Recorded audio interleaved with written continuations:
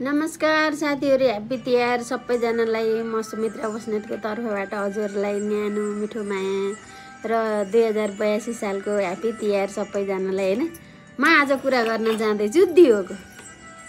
यो चाहिँ हामीले नर्मल भगवानलाई बाल्ने दियो भयो, यो चाहिँ पितृ भगवानलाई बाल्ने दियो भयो। हैन, र दियो चाहिँ मेरो बाले मलाई भन्नुहुन्थ्यो यो दियोहरु चाहिँ एकदमै सफा राख्नुपर्छ रे, एकदमै सफा राख्नुपर्छ है, दिनकै मान्नुपर्छ। अनि यो मान्छेहरूले चाहिँ नि त्यो पूजा गरेको देखाउँछन्, गर्छन्, त्यो कस्तो त्यो दियो कोही यस्तो त्यो फोहोर हुन्छ। मान्छे चाहिँ आफू चाहिँ हैन क्रिम लाएर र त्यो गरेर नङ पनि यत्रो बनाएर आफू चाहिँ त्यस्तो मेकअप गरेर बस्नुपर्ने। अनि यो भगवानलाई बाल्ने दियो चाहिँ सफा चाहिँदैन त। धेरै मान्छेहरूको देख्छु के मैले त्यो भिडियोहरूमा, टिकटक उयोहरूमा भिडियोहरूमा देख्छु।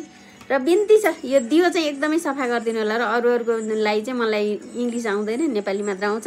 र मेरो युट्युब च्यानलमा सब्स्क्राइब पनि गरिदिनु होला। धन्यवाद साथीहरू। अरूहरूको लागि चाहिँ कमेन्ट गर्नु होला है त साथीहरू। धन्यवाद।